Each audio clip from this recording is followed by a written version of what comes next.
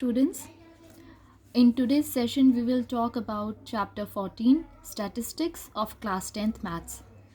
So in this chapter you have to learn three things. You have to learn how to find mean of the given data and how to find median of the given data and how to find the mode of the given data. यानी आपको तीन चीज़ें निकालनी सीखनी है इस chapter में. अगर आपके पास कोई डेटा आपको गिवन है तो आप उसका मीन कैसे निकालेंगे, मीडियन कैसे निकालेंगे और मोड कैसे निकालेंगे. ठीक है, तो चलिए स्टार्ट करते हैं. सबसे पहले हम सीखते हैं मीन कैसे हम लोग फाइंड आउट करते हैं किसी गिवन डेटा का. तो देखिए, सबसे पहले तो मीन के बारे में आपको मैं बता दूं. What is mean? Mean is basically the average of the observations we have. ठीक है, आपने अभी तक अपनी क्लास 9th में भी आपने ये चीज़ सीखी थी कि ग्रुप डेटा और अनग्रुप डेटा का मीन आप कैसे निकालते हैं. ठीक है, तो अगर सपोज़ आपके पास अनग्रुप डेटा है, आपके पास लूज डेटा है, आपको उसका मीन फाइंड आउट करना है, तो वो आप ऑलरेडी अपनी प्रीवियस क्लासेस में आप सीख चुके हो. ठीक है, जैसे एक एग्जांपल ले लेते हैं.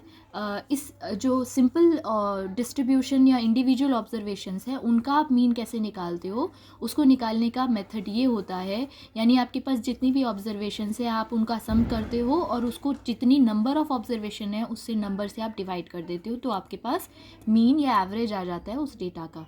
ठीक है, इसको हम अगर फॉर्मूले वाइज अगर रिप्रेजेंट करें तो हम इसे इस तरह से रिप्रेजेंट करते हैं. ये आपका समेशन का साइन होता है. ठीक है, तो चलिए मैं आपको एक एग्जांपल के थ्रू समझाती हूँ. फॉर एग्जांपल, एक क्रिकेटर है जिसने 10 मैचेस में पार्टिसिपेट मतलब 10 मैच उसने खेले. तो देखिए, फॉर एग्जांपल फर्स्ट मैच में उसने स्कोर किया 40 रन्स उसने पहले मैच में बनाए. ठीक है, मान लीजिए उसी क्रिकेटर ने दूसरे मैच में 30 रन्स बनाए. थर्ड मैच में उसने 55 रन्स बनाए. फोर्थ मैच में उसने 60 रन्स बनाए. फिफ्थ मैच में उसने से 25 रन्स बनाए. ठीक है, सिक्स्थ मैच में उसने 70 रन्स बनाए. ठीक है, सेवेंथ मैच में उसने सपोज 90 रन्स बनाए. ठीक है, और एट्थ मैच में उसने से 48 रन्स बनाए. ठीक है, एंड 1 2 3 4 5 6 7 8 नाइन्थ मैच में उसने 65 रन्स बनाए. कोई भी आप नंबर ले सकते हो. ठीक है, मैं यहाँ पे डिफरेंट नंबर्स ले रही हूँ. तो ये उसने 10 मैचेस के उसके 10 मैचेस का स्कोर है.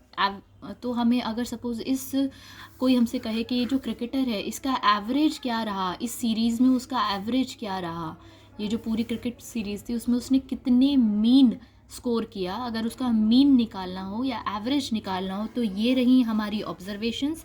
टोटल नंबर ऑफ ऑब्जर्वेशंस अगर आपसे पूछा जाए तो इसमें कितनी ऑब्जर्वेशंस हैं? टोटल 10 ऑब्जर्वेशंस हैं. ठीक है, तो इसका आपको निकालना है मीन. तो ये आपके पास जो इस वक्त आपको नज़र आ रहा है, ये डेटा कैसा डेटा है? अनग्रुप्ड डेटा है.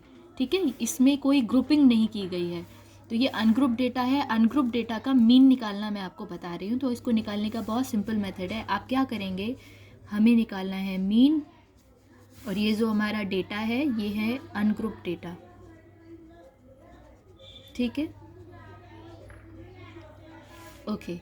सो मीन निकालने के लिए आपको क्या करना होता है? Sum of all the observation, sum of the observations, this is the formula. ठीक है, sum of the observations upon total number of observations.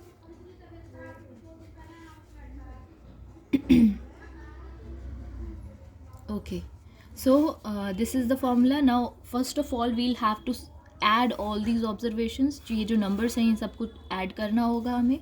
तो हम लिख देते हैं 40 + 30 + 55 + 60 + 25 + 70 + 90 + 48 + 65 + 25 अपॉन टोटल ऑब्जर्वेशंस कितनी है? 1 2 3 4 5 6 7 8 9 10. तो हम इसे 10 से डिवाइड करेंगे. अब आप इसको ऐड करेंगे, ऊपर के नंबर्स जो हैं इनको ऐड करेंगे. ऐड करके जो भी नंबर आएगा वो आप यहाँ लिखेंगे नीचे. 10 से आप उसे डिवाइड करेंगे तो फाइनली जो आंसर मिलेगा आपको, जो नंबर यहाँ पे मिलेगा, that will be the mean score या average score of that cricketer. ठीक है, उस सीरीज़ के लिए उसका एवरेज स्कोर ये वाला नंबर होगा। ओके, तो ये है बहुत ही सिंपल मेथड या बेसिक मेथड मीन निकालने का। अब इस चैप्टर में क्लास 10 के जो मैथ्स का आपका सिलेबस है, इसमें आपको जनरली जो मीन पूछा जाएगा वो पूछा जाएगा ग्रुप डेटा का। अब ये ग्रुप डेटा कैसा होता है और इसका मीन निकालने का मेथड क्या होता है, तो हम देख लेते हैं। देखिए, आपकी एनसीईआरटी की बुक में ये कुछ इस तरह से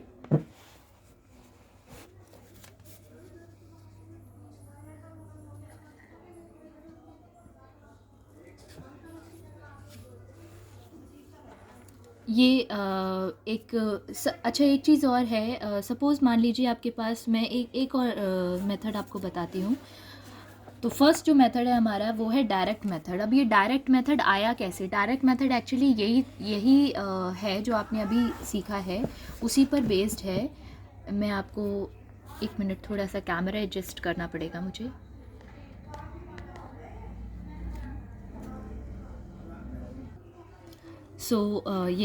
सो मान लीजिए ये जो आपके सिलेबस में जो फर्स्ट मेथड आपको दिया हुआ है, मीन निकालने का जो फर्स्ट मेथड है आपके सिलेबस में, that is the direct method. उसको हम कहते हैं डायरेक्ट मेथड। डायरेक्ट मेथड का फॉर्मूला मैं आपको बता देती हूँ, लेकिन ये फॉर्मूला आया कहाँ से उसको मैं समझाती हूँ आपको। तो मान लीजिए आपके पास कुछ ऑब्जर्वेशंस हैं और उसमें कुछ ऑब्जर्वेशंस रिपीट हो रही हैं। ऐसा कई बार होता है कि हमारे पास कुछ डेटा रिपीट होता है, ठीक है। जैसे कि एक एग्जांपल के थ्रू मैं आपको समझाती हूँ। जैसे फॉर एग्जांपल आपकी क्लास में 40 स्टूडेंट्स हैं। 40 स्टूडेंट्स का अगर आप वेट का एक टेबल बनाओ कि इसका इतना वेट है, इसका इतना वेट है, ऐसे 40 स्टूडेंट्स का वेट का अगर आप टेबल बनाओ, तो उसमें कई बार ऐसा होगा कि बहुत सारे स्टूडेंट्स ऐसे होंगे जिनका वेट सेम होगा, ठीक है। तो आप क्या करोगे, उसमें एक ही नंबर कई बार रिपीट हो रहा होगा, ठीक है। तो ऐसे ऑब्जर्वेशंस को, ऐसे डेटा को हम क्या करते हैं, ग्रुप कर देते हैं। इसका एग्जाम्पल मैं आपको समझाती हूँ।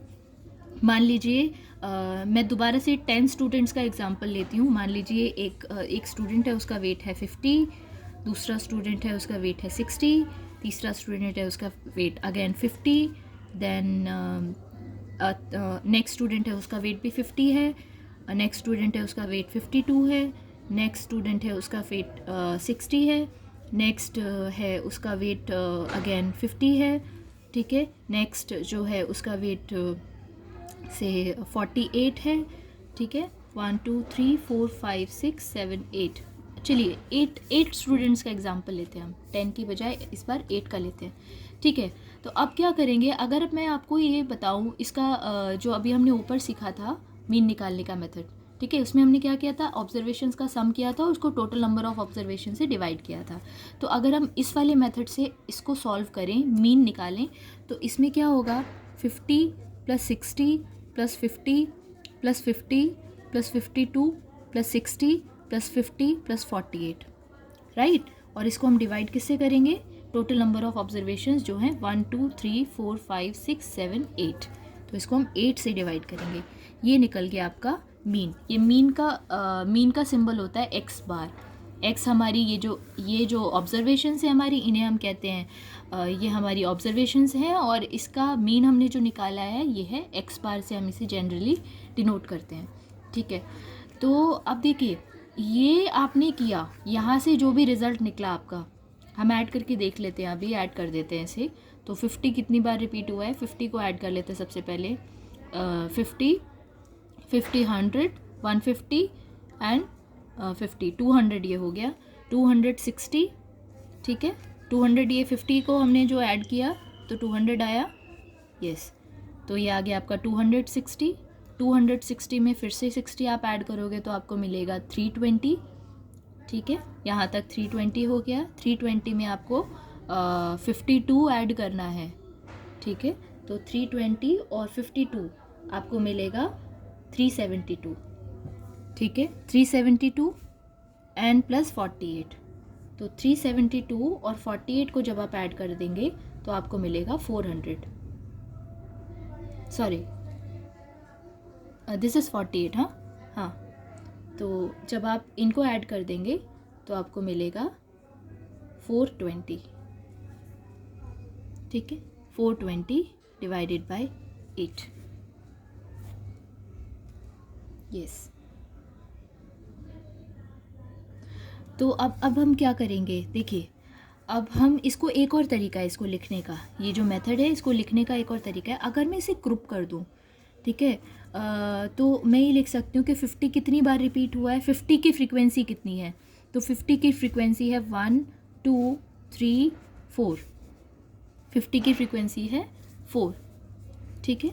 इसके बाद में 60 की फ्रीक्वेंसी कितनी है, तो 60 की फ्रीक्वेंसी है हमारी 1 2, और 52 की कितनी फ्रीक्वेंसी है, 52 की फ्रीक्वेंसी है आपकी 1, और 48 की कितनी फ्रीक्वेंसी है 1। तो क्या आप इसे इस तरीके से लिख सकते हो कि 50, जब आप मीन निकालोगे तो मीन निकालने के लिए क्या आप इसे ऐसे लिख सकते हो, 50 into 4 plus 52 into 1 plus 48 into 1 plus 60 into 2 divided by number of frequencies total. ये जो फ्रीक्वेंसीज़ हैं इनको टोटल करेंगे आप, 4 + 2 + 1 + 1 दैट इज़ 8, ठीक है। यानी अगर मैं कहूँ कि ये फ्रीक्वेंसी है, FI से इसे रिप्रेजेंट करूँ, तो ये नीचे जो आपको 8 मिला है, what is this, this is basically sigma FI। Sigma FI का मतलब है ये जो फ्रीक्वेंसी है इनका sum, so this is sigma FI। Sigma FI कितना मिला आपको, 8, ठीक है। और ऊपर आपने क्या किया, आपने अगर ये XI है, अगर ये हमारा डेटा है, तो आपने XI की मल्टीप्लाई किससे की है, FI से। तो basically this is FI into XI, और फिर आपने जितने भी FI इंटू XI थे उनको आपने ऐड कर दिया। पहले आपने FI इंटू XI निकाला, ठीक है, और उसके बाद आपने क्या किया, उनको ऐड कर दिया। तो this is basically what is this, this is sigma FI XI। ये सिग्मा का मतलब है समेशन, ठीक है। आपने इन सब को ऐड किया और अपॉन में आपने क्या लिखा, सिग्मा FI का जो सम था वो आपने नीचे लिखा। तो ये देखिए यहाँ से ये फॉर्मूला बना है, ये जो डायरेक्ट मेथड का फॉर्मूला आप अपनी बुक में पढ़ोगे, ये है डेरिवेशन के फॉर्मूला आया कहाँ से, ठीक है। ये फॉर्मूला यहाँ से आया, इस तरीके से आया। बेसिकली आपने यही चीज़ की है जो आपने ऊपर सीखी थी यहाँ पर, sum of the observation upon total number of observation, यही आपने किया है, बस उसको आपने एक मैनेज्ड फॉर्म में लिखा है। और ये तब यूज़फुल होता है बेसिकली जब आपका डेटा ग्रुप्ड हो, या फिर डेटा में कई बार फ्रीक्वेंसी एक ही नंबर बार बार रिपीट हो रहा हो, तो उसकी फ्रीक्वेंसीज बढ़ जाती हैं और उसको हम ग्रुप फॉर्म में लिख सकते हैं, ठीक है। So basically this was the direct method. This is the first method to find out the mean of a given data, given observation, ठीक है। What is the formula for direct, if we want to use direct method, what is the formula, this is x bar is equal to sigma FI XI upon sigma FI। ये आपको याद हो जाना चाहिए, this is direct method। Direct method से अगर आपको mean निकालना है तो आपको ये वाला फॉर्मूला पता होना चाहिए, sigma FI XI upon sigma FI। FI क्या होता है, फ्रीक्वेंसी, यानी कितनी बार कोई नंबर रिपीट हुआ है। XI क्या होता है, डेटा, ऑब्जर्वेशन, और सिग्मा FI आपको अगेन फ्रीक्वेंसीज का सम, ठीक है। तो चलिए एक क्वेश्चन सॉल्व करके देखते हैं अब इस पे बेस्ड।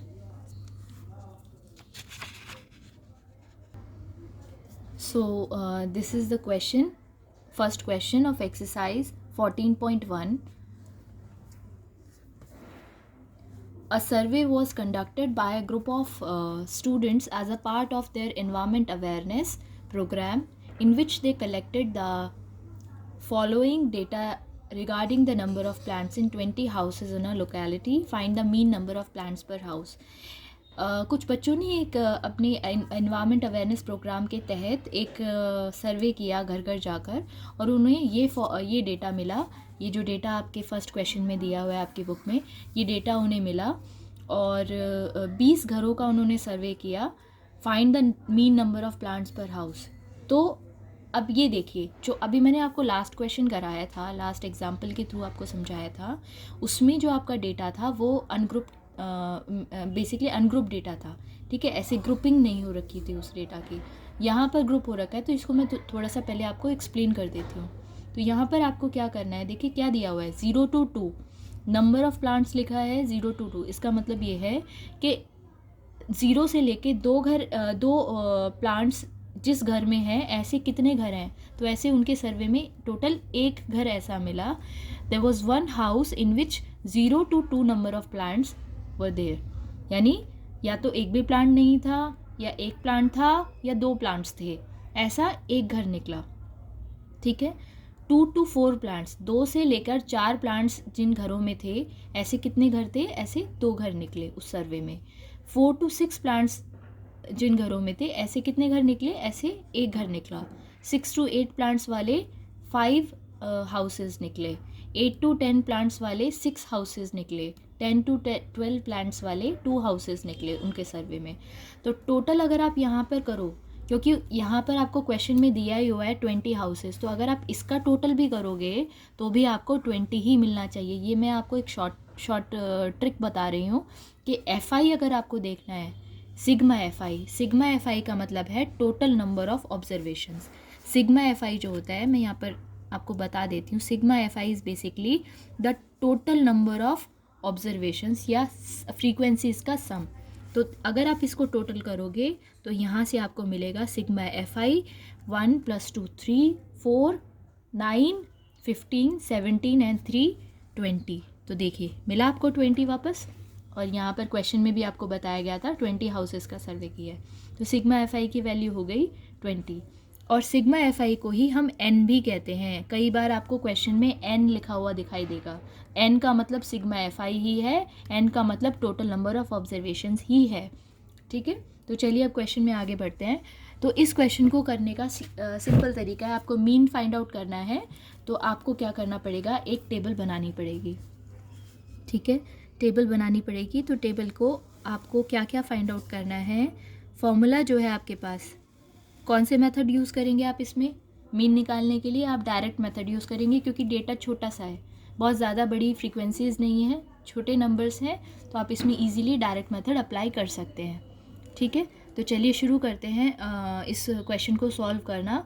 डायरेक्ट मेथड यूज़ करने के लिए फॉर्मूला मैंने आपको क्या बताया था, sigma FI XI upon sigma FI, या 1/n सिग्मा FI XI। ठीक है, दिस इज़ द फॉर्मूला। तो सबसे पहले आपको ये जो डेटा दिया हुआ है, आपको इसका मिड पॉइंट निकालना होगा, XI निकालना होगा। XI नहीं है अभी आपके पास, XI आप फाइंड आउट करेंगे। तो उसको करने के लिए आपको सबसे पहले यहाँ पे बनाना है नंबर ऑफ प्लांट्स। ये फर्स्ट कॉलम हो जाएगा आपका, just a moment. So this is your first column, number of plants, and second column will be number of houses. ठीक है, उसके बाद थर्ड कॉलम आप बनाएंगे। तो ये तो आपका डेटा आपको दिया हुआ है, इसको आप एज इट इज़ जो आपकी कॉलम जो क्वेश्चन में आपको डेटा दिया हुआ है वो आप लिख लीजिए यहाँ पे। ठीक है, ओके, देन यहाँ पर आप फ्रीक्वेंसी लिख लीजिए जो क्वेश्चन में आपको गिवन है, 1, देन 2, 1, 5, 6, 2 एंड 3। ठीक है, and third column will be for mid point XI। आपको इस क्वेश्चन में XI निकालना है सबसे पहले। तो क्या करेंगे हम, ये जो डेटा हमें दिया हुआ है इसका मिड पॉइंट फाइंड करेंगे। ठीक है, उसको हम कहते हैं XI। अब आपको मैं बताती हूँ मिड पॉइंट कैसे निकालते हैं। ये जो नंबर्स दिए हुए हैं ये क्या चीज़ है, तो इसमें जो छोटे वाले नंबर्स होते हैं इनको हम कहते हैं लोअर लिमिट। ठीक है, और ये जो नंबर्स हैं राइट हैंड साइड पर बड़े नंबर्स जो हैं इनको हम कहते हैं अपर लिमिट। ये आप ऑलरेडी पढ़ चुके हो, ठीक है, प्रीवियस क्लासेस में। This is lower limit and this is upper limit. Again इस वाली रेंज के लिए this is lower limit and this is upper limit. ठीक है, तो चलिए मिड पॉइंट निकालते हैं। तो मिड पॉइंट निकालने का सीधा सिंपल मेथड ये है, lower limit plus upper limit divided by 2। ठीक है, तो हम क्या करेंगे, lower limit plus upper limit, 0 + 2 divided by 2, 2 divided by 2 is 1, 2 + 4 divided by 2 is 3। समझ में आ रहा है? चलिए मैं इसको थोड़ा सा आपको यहाँ पे फॉर्मूला लिख कर समझा देती हूँ, आई थिंक वो आप बेटर समझ पाएंगे फिर। यहाँ देखिए,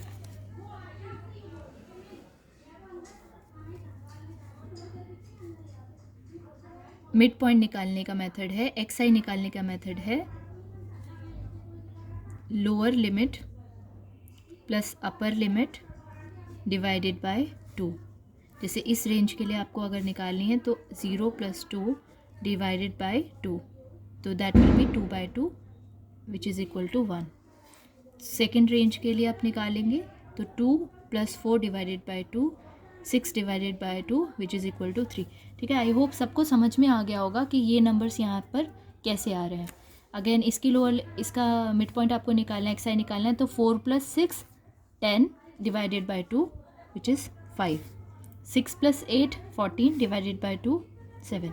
ठीक है, ये मैं क्योंकि मैं फर्स्ट टाइम समझा रही हूँ तो मैं इसलिए अभी थोड़ा सा आपको अच्छे से एक्सप्लेन कर रही हूँ। 8 + 10 18 divided by 2 is 9, 10 + 12 22 divided by 2 is 11, 12 + 14 26 divided by 2 is 13। So x i हमारे पास आ गया है, एफ आई हमारे पास ऑलरेडी है, यहाँ लिख लेते हैं, ये एफ आई है, आपको समझने में आसानी होगी। फ्रीक्वेंसीज हमारे पास हैं, मिड पॉइंट्स हमें मिल गए।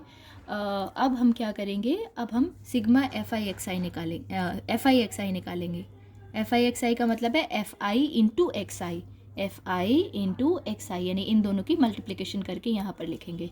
तो 1 × 1 is 1, 2 × 3 is 6, 1 × 5 is 5, 5 × 7 is 35, 6 × 9 is 54, 2 × 11 is 22 and 3 × 13 is 39। ठीक है, अब हम क्या करेंगे, अब क्वेश्चन, अब फॉर्मूला लिखते हैं। हमें निकालना क्या है, हमें मीन फाइंड आउट करना है। ठीक है, मीन फाइंड आउट करने के लिए what is the formula, we will apply the direct method. So formula is x bar is equal to 1/n sigma f i x i. अब बोलोगे मैम आपने तो अभी दूसरा फॉर्मूला बताया था, sigma f i x I upon sigma f आई। तो नीचे का जो सिग्मा एफ आई था उसी को हम n कहते हैं, उसको मैंने यहाँ पर लिख लिया। ठीक है, मतलब ये सेम फॉर्मूला, आप इसे ऐसे भी लिख सकते हो, sigma f i x I upon sigma f आई। ठीक है, बस अब क्या करना है, वैल्यूज़ रखनी है। तो सबसे पहले हमें क्या करना पड़ेगा, सिग्मा एफ आई का सम निकालना पड़ेगा। इस ये जो कॉलम है आपको इसको ऐड करना पड़ेगा, सारे नंबर्स को, वो हम ऐड करेंगे। ऐड करने की एक्चुअली ज़रूरत नहीं है, यहाँ पे आपको क्वेश्चन में गिवन भी था, क्वेश्चन में ऑलरेडी आपको दिया हुआ था 20 हाउसेस, बट फिर भी आप ऐड करके यहाँ पे देखोगे तो नंबर ऑफ़ फ्रीक्वेंसी जो, टोटल नंबर ऑफ़ ऑब्जर्वेशन जो होंगी वो 20 ही आएंगी। तो सिग्मा एफ आई की वैल्यू बेसिकली आपको मिल गई 20। अब आपको किसको ऐड करना है, आपको ऐड करना है सिग्मा एफ आई एक्स आई को। ये जो नंबर्स हैं आप इन्हें ऐड करेंगे, और जब आप इसे ऐड करेंगे तो आपको नंबर मिलेगा 162। ठीक है, तो यहाँ पर मैं लिख देती हूँ,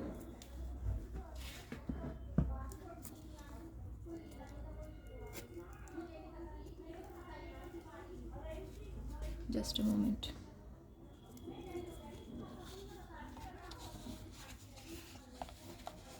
yes, so x bar is equal to, यहाँ आपको मिलेगा sigma f i x i की वैल्यू है 162 और सिग्मा एफ आई की वैल्यू है 20। तो जब आप 162 से 20 से 162 को डिवाइड करोगे तो आपको आंसर मिलेगा 8.1।